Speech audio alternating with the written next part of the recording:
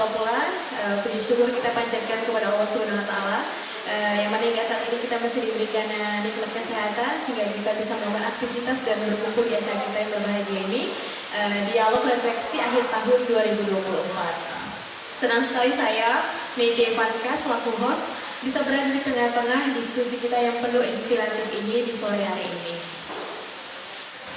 Yang mana kita tahu bahwasannya pendidikan merupakan pilar utama untuk kemajuan kebangsaan Indonesia.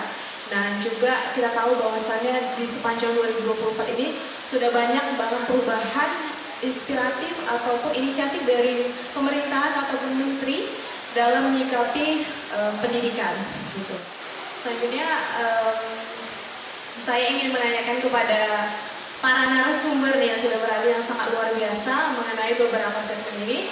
Tapi sebenarnya saya akan menyapa kepada seluruh narasumber yang hadir pada hari ini. Ada Abangda Ansyaat Tanjung ST, selaku Ketua IMMMI SU. Selanjutnya ada Edwan Syah Siagaan, selaku Sekretaris Asosiasi Tokoh Mahasiswa Sumatera Utara. Selanjutnya ada Kakak Nur Hidayah SPD, selaku Ketua Kopri PMII Medan. Dan ada juga Muhammad Revin selaku Presiden Mahasiswa Unimed, dan juga Hans Hafiz Yasis Ketua Komisariat IMM FEM-UNSUL. Mengenai pendidikan ini, ada beberapa isu-isu pendidikan yang sering banget menjadi pembahasan ini bagi mahasiswa. Diskusi kita, dialog refleksi akhir tahun 2024 ini mengenai beasiswa yang akan dibawakan oleh Ketua Koalisi Pemerhati Indonesia Raya. Kepada Abangda Mikael Holomuana. Siapa-siapa? Baik, membahas tentang uang kuliah pastilah kita ketahui tidak jauh-jauh dari beasiswa kan, karena salah satu caranya ketika uang kuliah kita mahal, kita harus mendapatkan beasiswa untuk menutupinya. Cuman terkadang di beberapa kampus, mau itu perguruan tinggi negeri, perguruan tinggi swasta, tidak segampang itu begitu untuk mendapatkan beasiswa tersebut. Jadi mungkin kalau kita melihat peraturan-peraturannya itu mungkin sudah jelas, harus terdaftar di DTKS, Data Kesenjangan Sosial. Nah, itulah orang-orang yang memiliki kartu-kartu bantuan dari pemerintah, KIP, KIS, kan begitu, PKH. Namun, ada juga di beberapa kampus yang tidak memiliki itu, tapi dia mendapatkan KIP. Nah, kira-kira saya ingin bertanya bagaimana pandangan seorang alumni sarjana teknik Bang Arsyad ST terkait kenapa bisa mendapatkan beasiswa tapi tidak sesuai dengan SOP untuk berkas-berkasnya begitu, kira-kira bagaimana tanggapannya Bang Arsyad ST? Seperti beasiswa, karena semacam kita lihat bersama, semacam kartu Indonesia Pintar itu dilayakkan, diberikan kepada orang-orang yang semestinya menerima KIP. Tetapi orang yang tak menerima KIP ini, ada pula dia menerima beasiswa, begitu kira-kira. Itu karena negara kita ini masih belum lepas dengan azas-azas yang biasa disebut dengan CCN. CCN itu bahasanya adalah corruption, and nepotism. Ya kan? Corruption, and nepotism. Dan ini masuk kepada golongan nepotism. Kalau contohnya saya sebagai gubernur Sumatera Utara, ini misal ya, gubernur Sumatera Utara. Amin ya.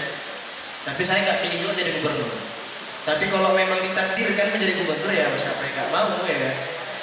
Nah, tapi kalau contohnya saya menjadi seorang gubernur, otomatis saya akan mengutamakan beasiswa-beasiswa itu kepada anak saudara saya, sanak saudara, keluarga. Meskipun dia ini tidak layak menerima beasiswa itu, ya dengan jabatan dan kekuasaan yang dia miliki, dengan tinta pulpen yang ada di tangan dia, Segala sesuatu yang hitam bisa menjadi putih. Segala sesuatu yang tak terbayangkan oleh pikiran manusia tapi bisa terjadi.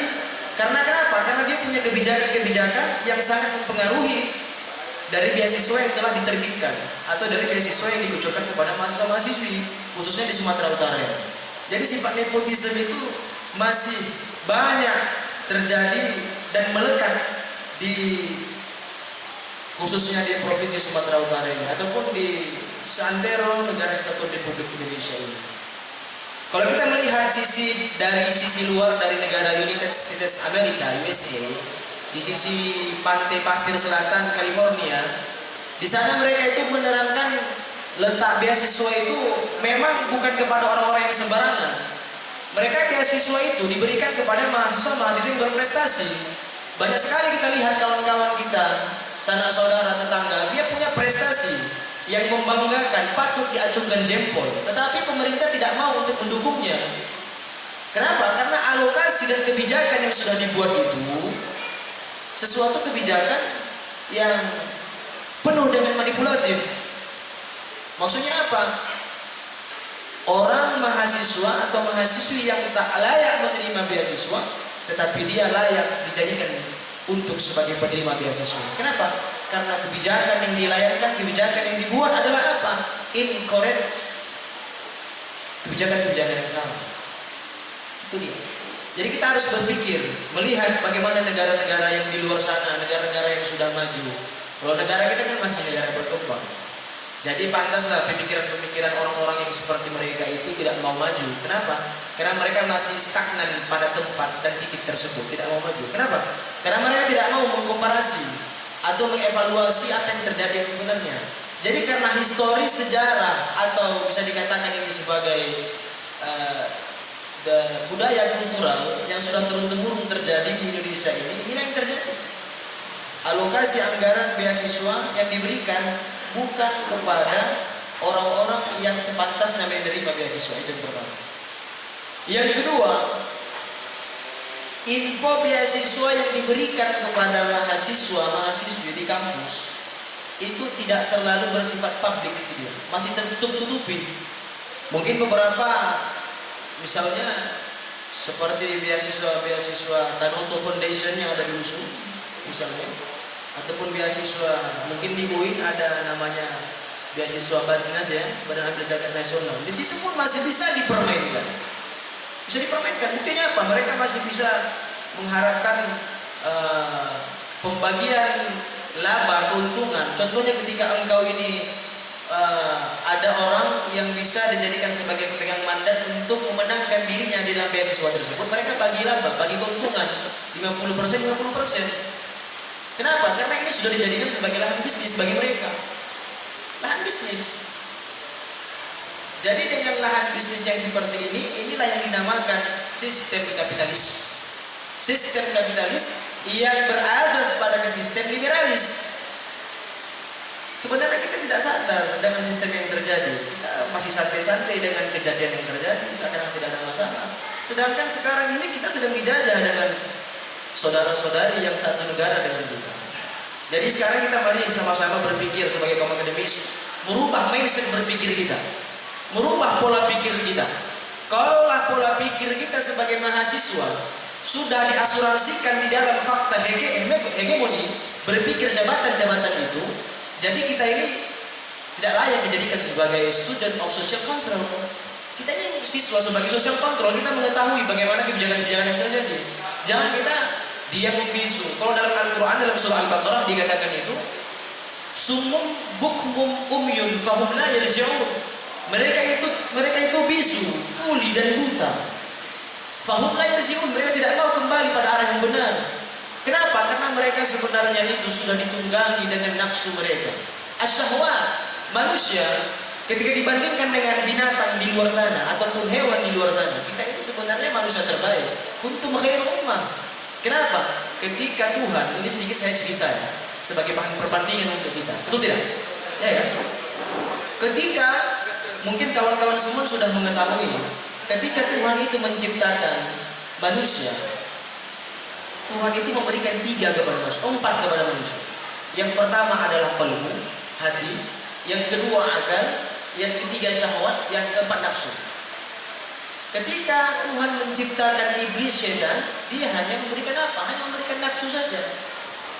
Tapi ketika Tuhan menciptakan malaikat, dia hanya diberikan akal saja, makanya terus beribadah.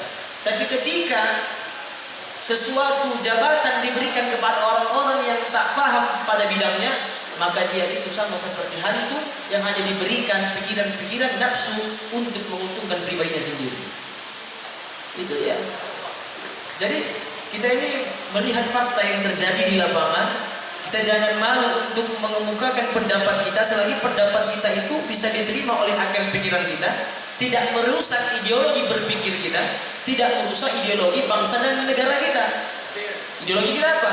Ideologi Pancasilaisme. Ya kan? Yang pertama ketuhanan yang Maha Esa, dan sampai pada yang terakhir berkeadilan sosial. Dan itu semua kembali kepada kita. Jadi kembali pada mindset berpikir kita, apa yang kita perbuat sebagai kaum akademisi untuk menyuarakan hal-hal yang selama ini sudah disembunyikan dan menjadi suatu rahasia umum di khalayak ramai. Khalayak umum ini rahasia yang sudah terselubung tetapi sudah ditahu seluruh oleh masyarakat. Itu hal yang biasa, permainan. Mohon maaf, ketika Anda masuk di suatu instansi pekerjaan tidak ada orang dalam, nggak bisa masuk Anda. Dan inilah salah satu bentuk dari dahsyatnya atau kebobrokan kebijakan-kebijakan pemerintah di negara Kesatuan Republik Indonesia ini. Sesuai dengan yang dikatakan Rasulullah SAW adalah qulil haqqa wa qulu kana murran, sampaikan yang benar meskipun pahit. Apapun itu kita sampaikan, dan mudah-mudahan dengan kita kumpul di sini memberikan sesuatu dampak positif di dalam kebijakan-kebijakan yang akan dilakukan oleh pemerintah kita, terutama di beasiswa ini. Karena anggarannya tadi saya sampaikan dari APBN senilai 9,9 triliun. Itu bukan suatu nominal yang kecil, itu nominal besar. Tapi ketika dia salah tujuan, salah arahnya, dan salah dalam pengelolaannya, salah dalam pelaksanaannya. Kenapa pelaksanaannya itu salah? Karena pelaksanaannya pun salah. Ketika pelaksananya itu benar, pelaksananya itu baik, pasti yang dilaksanakan itu akan baik dan benar. Jadi kita tidak boleh melawan regulasi yang ada, tapi karena keadaan yang sekarang ini memang melawan daripada regulasi yang telah diciptakan atau telah dibuat, itulah yang menjadikan negara ini menjadi negara yang tertinggal dan justru merosot di dalam degradasi, kemerosotan dan kehancuran bangsa dan negara. Terima kasih. Sebenarnya dari tanggapan-tanggapan yang telah diberikan Bang Arsad ST ini, saya sebenarnya merasa cukup puas. Kali ini saya ingin meminta pandangan dari seorang presiden mahasiswa. Karena ada dikatakan Bang Arsad tadi, ada pos-posnya katanya yang bisa mengakomodir ini. Jadi mungkin selaku presiden mahasiswa ya kan, sudah tahu lah siapa penjaga posnya itu kan. Tapi kita tidak bertanya siapa penjaga posnya. Bagaimana pandangan terhadap orang-orang yang menyalahgunakan kekuasaan ini, kan begitu. Sementara untuk yang penyeleksi beasiswa ini sendiri itu kan langsung dari pusat, kita daftar langsung di portal website dari kementerian. Kenapa bisa itu terjadi? Apakah langsung koneksinya tinggi, langsung ke atas gitu? Nah, dan bagaimana cara seorang presiden mahasiswa untuk memberhentikan tindakan-tindakan seperti ini? Karena kita sangat kasihan ketika ada saudara-saudara kita, adik kita yang datang dari kampung ingin melanjutkan pendidikannya di perguruan tinggi namun gagal karena terkendala biaya pendidikan, padahal harapan terakhirnya adalah sebuah beasiswa. Walaupun kita ketahui banyak beasiswa-beasiswa lain, namun untuk orang-orang yang berada di daerah tertinggal itu mereka hanya mengetahui beasiswa KIP itu saja. Begitu kira-kira. Tadi Ustadz sudah berkata bahwa Indonesia ini negara berkembang. Benar, Indonesia ini negara berkembang. Berkembang apa? Pikiran apa? Pikiran-pikiran kotor. Pikiran kotor yang memanfaatkan jabatan, yang memanfaatkan posisi. Dia tahu nih, dia punya standing position yang luar biasa. Dia punya, oh aku bisa seperti ini, aku akan masukkan ini. Orang Indonesia ini kan ibaratnya dia punya kue, dia bagi-bagi kuenya itu kuat. Aku punya bolu, kasih ke siapa ya, kira-kira tebak gitu. Kayak gitu. Nah orang Indonesia secara pikiran benar-benar berkembang kotornya. Kenapa begitu? Pertama dia memikirkan perutnya sendiri, yang kedua dia memikirkan kalangan dia.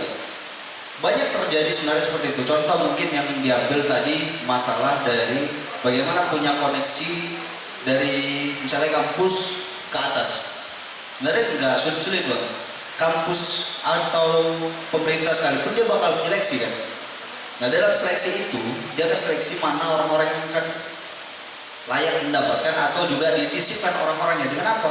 Dia hanya butuh data kelengkapan saat di kampus. Dia tinggal hanya mengajukan surat ke atas kepada pemerintah. Kenapa dibilang seperti itu? Karena kalau yang saya tahu data KIP itu, ketika data KIP itu nanti dinyatakan lolos, misalnya dulu kita SNMPTN, nah dia lolos KIP, nah dia kan ada yang namanya daftar ulang lagi di kampus. Banyak juga kejadian ketika menjadi mahasiswa KIP, ketika dia jadi calon maba sudah lulus KIP di SNM pengumuman, tapi dia tidak lolos, banyak terjadi. Kenapa? Yang pertama seleksi kampus menyeleksi, tapi dia juga bakal menyisipkan orang-orangnya. Kenapa ya? Tinggal dia mengajukan surat itu tertera dong nanti data-data orang-orangnya. Dia hanya tinggal mengajukan surat, berikan kepada pemerintah, kirim surat, pemerintah membalas, selesai. Sesimpel itu pekerjaan mereka. Tapi itu tadi Indonesia memang berkembang secara pikiran kotor. Nah ketika ditanggapi gimana sih menjadi seorang presiden mahasiswa untuk ya mungkin pertama memberantas hal-hal itu. Yang pertama kita seperti biasa bang, kalau kita pengen aksi kan harus punya data yang valid. Benar, kita punya data yang valid sebenarnya. Untuk apa? Kita up ke Instagram BMK atau Instagram organisasi mahasiswa bahwa ada tindakan-tindakan seperti itu, kita up, nanti kita aksikan di kampus. Biasanya seperti itu. Ketika menjadi seorang presiden mahasiswa, jika ditanya ya tinggal aksi. Ketika eksekusi ya bisa kita audiensi dengan pihak kampus. Ketika kampus tidak selesai, kita aksikan kepada pemerintah, audiensi kan. Kenapa saya bilang seperti itu? Nyatanya terkadang ya pemerintah ataupun kampus seperti biasa. Pemerintah takut mahasiswa takut dosen takut sama pemerintah, gitu-gitu aja lingkarannya. Tapi lingkaran itu bisa dibilang sekarang sedikit terputus. Pemerintah tidak takut lagi terhadap mahasiswanya. Nah kebijakan yang tadi, kebijakan soal orang-orang yang seperti itu, bagaimana seorang presiden mahasiswa memberantas, kita memang butuh data yang valid. Untuk apa? Memberikan kepada pihak kampus atau pihak terkait, atau biasanya dinas sosial ya, mengurusi masalah kita juga, selain daripada Kemenristek atau yang namanya sekarang Kementerian Sains dan Teknologi, tinggal diberikan kepada pemerintah terkait bahwa ada tindakan seperti ini, anarkis sebenarnya dalam pemikiran. Karena praktek-praktek itu sebenarnya banyak yang menggagalkan orang-orang yang mempunyai impian, orang-orang yang punya keinginan berakhir pada mundur. Banyak sebenarnya sekarang terjadi, masih sebenarnya sering terjadi pada kampus. Praktek-praktek itu sangat mudah bagi mereka memasukkan data, mengirimkan data, mendapatkan hak. Contoh misalnya tadi ada yang masalah beasiswa misalnya dari Basnas atau segala macam di luar daripada instansi pemerintah yang memang menaungi kampus. Ada kok kejadian seperti itu, tinggal telepon bahwa dapat beasiswa apa enggak, bagi 2 selesai. Pasti ada seperti itu. Ya kita mungkin paham lah pos-posnya itu di mana. Pos-posnya itu di mana, arahnya dari siapa, angin keluar itu dari siapa, kita paham. Itu yang bakalan sebenarnya ketika ada statement bahwa mahasiswa adalah agen perubahan, kita adalah agen of change, agen untuk masa depan Indonesia emas, yang dikatakan kita akan menggantikan dia. Memang kita harus lakukan itu. Banyak terjadi ketika mengkritik, kita tidak bisa ingin seperti itu memang kita harus gantikan dia. Bagaimana cara kita menggantikan dia? Begitu. Memang terjadi ketika menjadi seorang mahasiswa atau menjadi seorang intelek, jangan berpikir bagaimana caranya kita selesai dari sini, ya udah selesai, ya udah bagaimana kita selesai, kita menggantikan dia supaya apa, tidak terjadi sebenarnya praktik-praktik seperti itu. Kita terkadang omong kosong belaka ketika mungkin kita ingin menjadi perubahan, tapi kita tidak ingin masuk sedikit pada lingkarannya, sedikit omong kosong sebenarnya, tapi itu tadi kita dihadapkan dengan banyaknya realita. Itu yang terjadi sekarang, praktik-praktik kampus, praktik-praktik orang yang mementingkan kuenya untuk dibagi ke orang-orang yang dia inginkan aja gitu. Nyatanya masih banyak praktik seperti itu di kampus manapun yang punya beasiswa pemerintah, swasta segala macam. Itu seperti itu. Oke, baik, terima kasih. Dan kembalikan kepada host. Oke, baik. Terima kasih banyak kepada para narasumber yang sudah memberikan statement-statement yang luar biasa, apalagi Bang Arsyad yang pengetahuannya menembus cakrawala gitu, sangat luar biasa gitu, juga penuturan dari juga Presma. Baiklah, karena kita sudah di penghujung waktu, semoga di kedepannya ini bisa menjadi kesempatan kita untuk menjadi sukses dan menjadikan Indonesia menjadi pendidikan yang luar biasa. Mungkin hanya itu dari saya. Saya selaku host Miti Ifatka, mohon pamit undur diri. Wassalamualaikum